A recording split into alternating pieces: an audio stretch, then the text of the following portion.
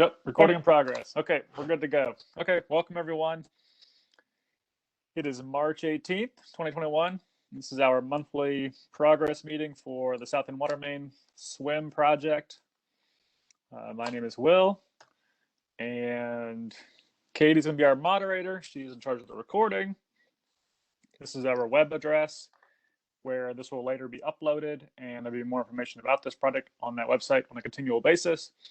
But as always, the best way to keep track of what is going on is to text South End Water to 31996, and you'll get alerts and updates about things like these meetings and any other project-related important piece of information going forward, and especially as we move further north, where we get to more people living in and around our area, these updates will be a little bit more important and probably more prevalent. But for the most part, they're just real quick text messages that we send out periodically to let people know what's going on. Real quick, before we get into the bulk of the meeting, Charlotte Water likes to have a safety minute before every meeting, and my personal preference is that those safety minutes are very specific and personal. So this is actually a picture of our work site. And if you look off to the left there, you see that concrete barrier wall, which I hope everyone's fairly familiar with at this point. That is basically protects our work zone from traffic. And oftentimes when we're not working and at night and on the weekends, we have cars interacting with our protective measures. So these yellow barriers are actually water-filled barriers, and they're meant to be a little bit softer than the concrete barriers. And here's an example of what happens when a car hits a water-filled barrier and breaks it over the weekend when we're not around. So, we don't want anyone getting in car accidents, which is why we have all these cones up and why we have the water-filled barriers and everything is brightly colored. So, try not to text and drive, and try not to do anything that distracts you, and try not to drive impaired, and just do what you can to be safe in and around the construction site, because we don't want your cars driving up into our construction site. We don't want your cars driving into our water-filled barriers, because they break and they cost money and it damages your car. So yeah, this is all around. We're spending a lot of energy, time, effort, and money on trying to keep everyone safe from each other. So please do what you can as you're driving in and around our construction sites to go a little bit slower than usual, expect delays, and try not to get into car accidents. Okay, so a little bit more about the project team. So my name is Will. That's my phone number and my email address. But the best way to really get in touch with the project team is to email this info@charlotteswim.com. That goes to a few different people that we can all then respond. If you're having a project-specific problem sort of on the spot, Keith Hunter is going to be your best contact, and that's his cell phone number and his email address as well. And as I mentioned, this website right here is a great place to sort of keep up to date with what's going on. To watch past meetings, which are quite entertaining, I would advertise that to you. If you haven't seen them, you should go back and catch up on all the past episodes. Today we will be talking about the work that's going to be going on the next 1 to 3 months. Talk a little bit about traffic and detours and alternative routes, because that's a heavy component of this project, unfortunately, in a heavy urban area. My favorite part of these meetings is when I get to talk about what's going on and how we do the work that we do. And then I'll talk a little bit about rain, unmarked gas lines, and other problems. And then once again, there will be another slide with all the contacts on them. We'll have some time for Q&A and more advertising about our text messaging services. In the next 30 to 90 days, we have actually dropped back. Some of you may have noticed that we are once again working in the Scaly Bark and South Boulevard, Old Pineville intersection. So we're finally going to get to do the connection point to the 30-inch line. There's a 30-inch water main that comes down Scaly Bark and then kind of comes up, and then it goes down Freeland, and it goes over to South Tryon. And so that 30-inch water main will be what the new 24-inch water main connects to. And so we have to make that connection, and then we have to also add a little bit more line up here just in the South Boulevard portion in between the two roads and the rail to connect to the line we've already put in the ground. So that'll be going on. And then, of course, y'all have all probably seen that we're heavily working in the area of Greystone right now. Greystone's closed temporarily as we make that side connection there. I'll talk a little bit more about those traffic impacts, but we're going to proceed to work north up to the end of where the existing barrier wall is, right near the Chick-Fil-A, but not quite at the Chick-Fil-A. And that's what we're calling our phase 4. So if all goes well, the next 30 to 90 days, we'll finish up our connection point down at Scaly Bark, what we're calling our phase 1. We'll finish up the phase 4, and then we'll test and activate everything from Scaly Bark up to the end of phase 4, and we'll be moving our barrier wall north, and we'll proceed northward. That's the plan. Right now, so this is what I just sort of talked about. Greystone is closed right now. We're expecting, a 3-week closure, rain and work dependent. The tie in the Scaly Bark, as I mentioned, is phase 1. It's happening right now. We're expecting 12 weeks of activity down there, and then the next phase will be this phase 5 from Greystone to Poindexter, with an 8-week duration. Go ahead and throw this slide up here. We've shown this slide before. But this is basically our phasing plan. We're currently in the phase 4, this part of the project, and then we'll move north to phase 5. You can see there's a little bit of overlap, and that's because there's a valve right here, and so we work up to the valve, connect to the valve, can pressure test and chlorinate the line and get it into service. And then when we start the next section, phase 5, it also attaches to that valve. So that valve needs to be in both the phases. Basically, that's sort of how it works out. All of our phases have a little bit of overlap because there's a specific valve that ends up being in both the phases. Current traffic detour options. So, I mean, the best idea really is to try to avoid the area. It's starting to get a little bit more congested. If you're going northbound and you need to, visit stuff on the west side of South Boulevard, the best options are Clinton and New Bern. If you're coming southbound, you visit on the west side, well, then you can just turn right into anything. The southbound still has a lane open.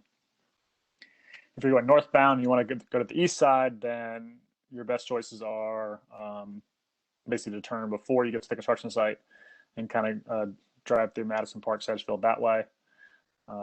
Or if you're trying to visit the east side, and you're coming southbound, you can do a U-turn at Whitten and or use Marsh.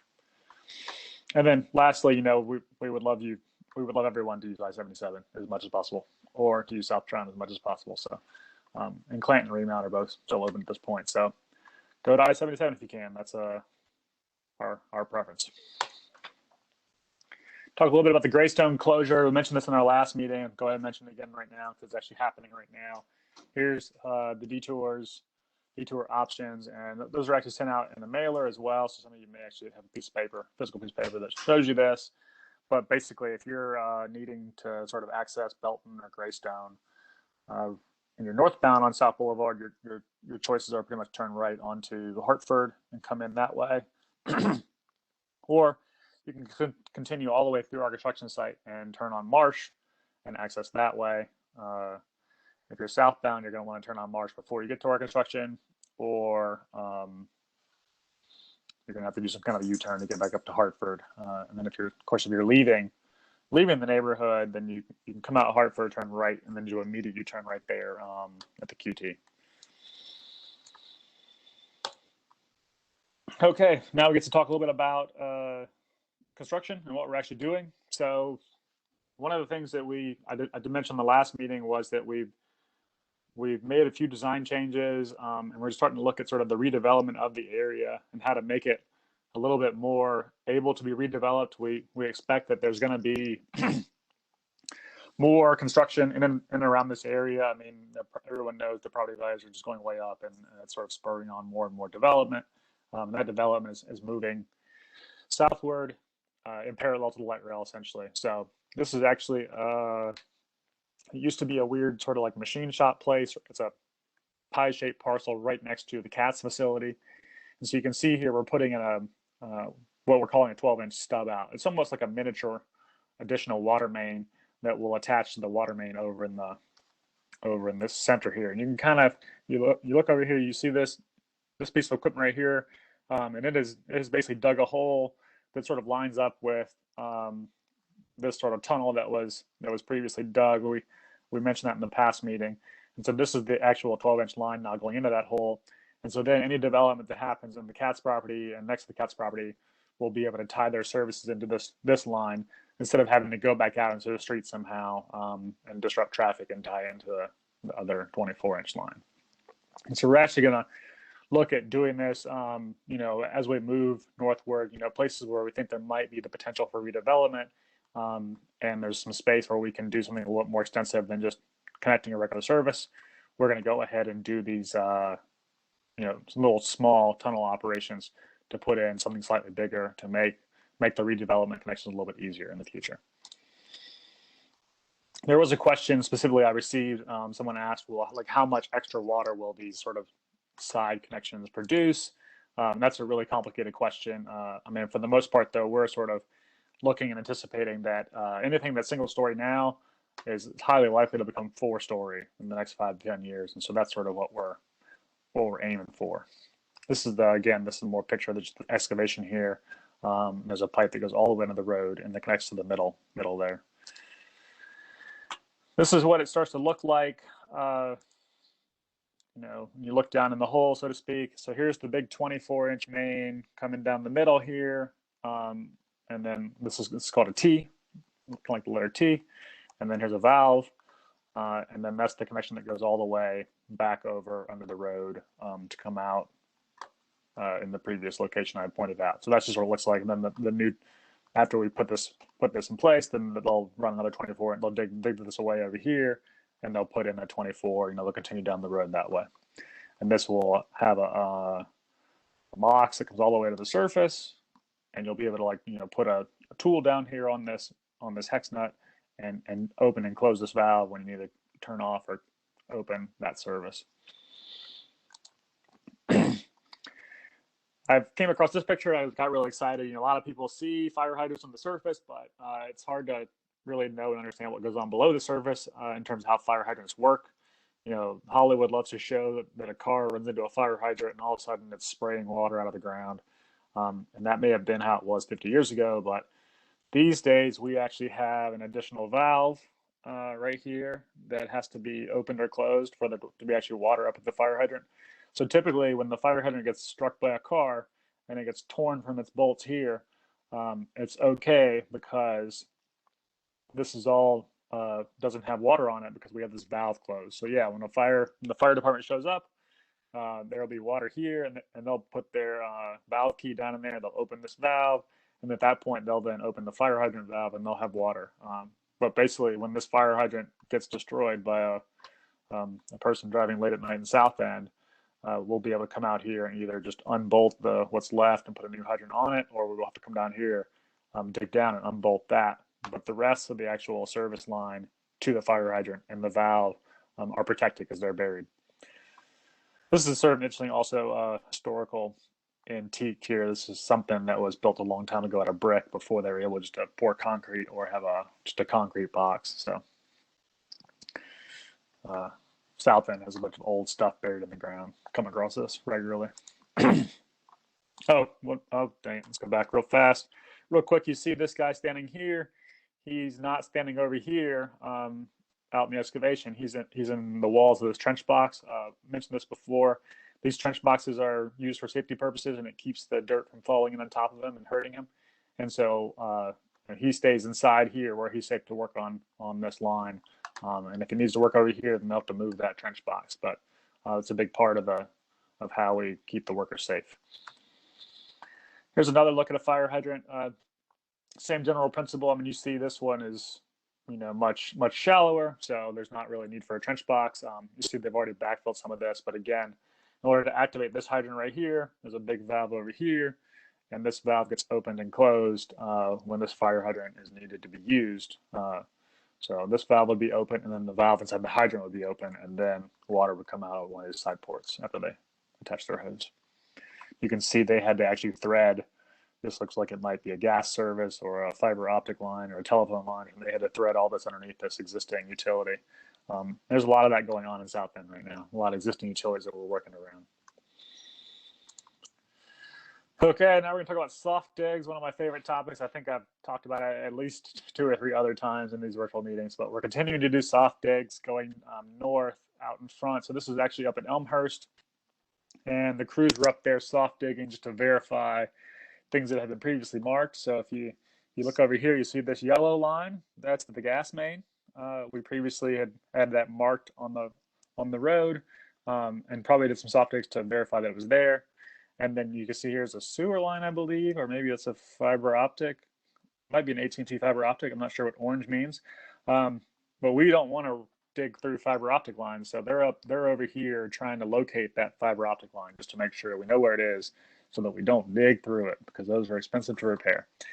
And so I attempted to create this nice little A-frame sign billboard. So if you're out walking down the street and you see it, it's sort of got a graphical depiction of what a soft dig is. And essentially, you've got one guy, and he has an air compressor at his disposal, and he's sort of poking at the dirt with compressed air to try to loosen it up. And then you have a second guy, and he's got a vacuum at his disposal, and he is vacuuming up the little bits of debris that the first guy is creating. And through that process, you essentially can softly dig through material so that you're not damaging anything. So here again, I think they're looking for that fiber optic line, or maybe they're trying to locate, maybe it is a sewer line, I can't remember. You can see the markings over here, that's fiber optic line down here, and then you can see the markings up here, that is the gas line. But there's something right here, this guy's gonna soft dig, and it's supposed to be at 62 inches depth, so slightly more than 5 feet. And this is the vacuum line right here, sucking out. And you can see he's got the compressed air hose over here. That's to help loosen up whatever he's digging. This slide, of course, is brought to you by Lowe's. They are located just a few blocks up, so for all your home improvement needs, feel free to visit Lowe's. And you can see here, this is the vacuum line, and then he's got, they call it an air knife, so he's actually poking down in there and making debris that's then getting sucked up. And you can see they both have these big face shields, because this compressed air can kind of shoot debris out. So protective wise, they wear these face shields, and they're wearing neon so that we can all see them when we're out there, and they're all coned off so that they can hopefully be more visible to cars. And then when they're all done, they come back and they try to patch it, usually with some cold asphalt, so there's not a hole left. You can see here's the remnants of one they dug here as well to try to find this fiber optic line down here, and then there's one out there that they dug as well. So that was probably the sewer, and this is probably the fiber optic. And in theory, they find what was marked on the pavement so that we know where not to dig with the backhoe and where to dig with shovels and less destructive means. And here's one of our traffic controller guys up here as well. They've also been helping out a lot to try to slow cars down to keep everyone safe. Are there any questions about soft digs? There's a few more people joined the call. If you have a question about what a soft dig is, feel free to put that in the chat, or send an email, or if you just want to talk further, I'd love to teach. So, okay, filter bags. I want to point this out. This is a good picture. This is a bag that goes down inside this stormwater grate. So when we're pumping the dirt, you can see this water up here. It's got a little bit of reddishness to it, so it's got some dirt in it. When we're pumping these excavations out after the rain stops, we're often pumping them into the stormwater system, but we do try and pump them down into these filter bags so that we can capture a lot of that dirt and sediment. We're not sending it to the nearest creek to harm that creek. So we install these big bags. You can't really see it, but it goes down into the storm system there, and it'll collect a lot of that dirt, and then we can pull that bag out when it gets full and replace it. It's one of the things that we do. Charlotte Water, we're doing our best to try to protect the environment, sort of our core mission. And so we ask our contractors to do the same thing, and this is one of the ways that we do that, try and keep our water quality as good as possible. Speaking of water, we've been having lots of rain. It's a rainy day today, and yeah, for the most part, when it rains, the contractors don't work. It's the safety issue. So you're gonna unfortunately see a lot of not work happening when it's raining. So yeah, it just is what it is. It causes delays, but hopefully we won't lose too much time, and we can still still make good progress and get in and out of everyone's way as quickly as possible.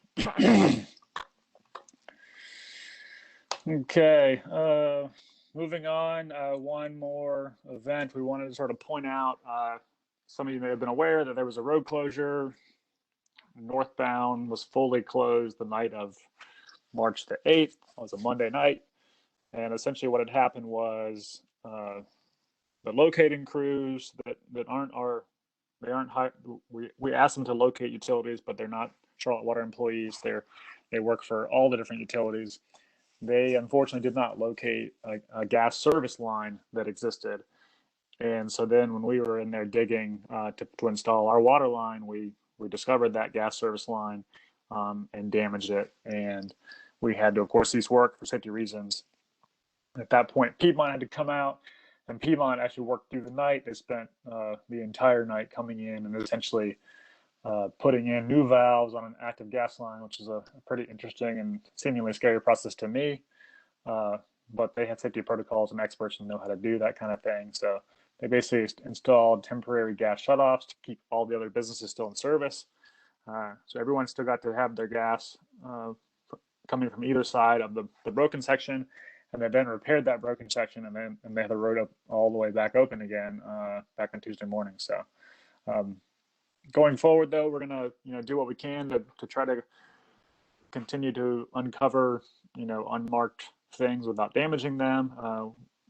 We're gonna do a little bit more due diligence, even though this wasn't technically our fault, and we're gonna hope that we can avoid this happening again, especially as we move north. There is a lot of old infrastructure in the area that we're finding day to day as it is, and so we're gonna just try to do a few things slightly different and see what we can do to find stuff that is out there and try and get in and out of the area, damaging as little as possible.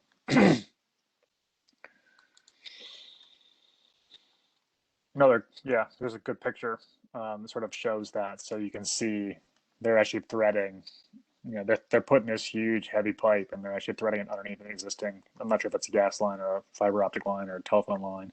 There's a pipe there, and you can see down the bottom of the picture, there's two other pipes here. And so typically what happens, you can see the big straight marks. They'll go in and they'll dig the bulk of it out with a big piece of equipment, a big backhoe, like you see lower in that pipe. And then they'll actually hand excavate in and around the utilities that we know exist to make sure we protect them. Unfortunately, it takes a lot longer to hand dig, so we do try to dig as much of the backhoe as we can, but then hand dig to protect the existing stuff that we know is there. And that pretty much brings me to the end of my presentation for today. I did see one question in the chat here. What's the latest estimate on when Phase 5 in front of Chick-Fil-A will begin?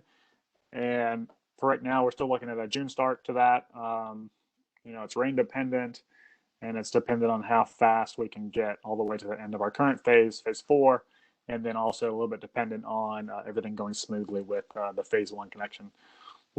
Our plan is to have Phase 1 tied in and connected, and then have that entire run basically from Scaly Bark up to just past Greystone, all have that pressure tested and functional and operating before we move on to Phase 5. So that's where that stands.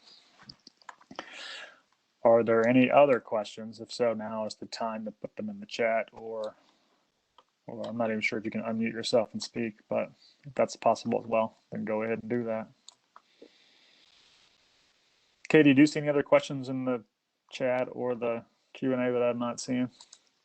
Nope, you got it. The one question that we've received so far, you saw and answered, so that's great. Okay. Well, then we're on to our last slide, I think, or second to last slide. One more advertisement for our text program. So text South and Water to 31996. Visit our website, and then if you have very specific questions or if you want to have a long conversation about something like soft digs, go ahead and email that request to this email address, and I will follow up. And more information about who to contact about what. My name is Will. I'm the project manager. And then lastly, this is the Charlotte Water City of Charlotte project. Thank you for your time, and I hope to see you all back here in about a month to talk more about the South and Water Main. Thank you.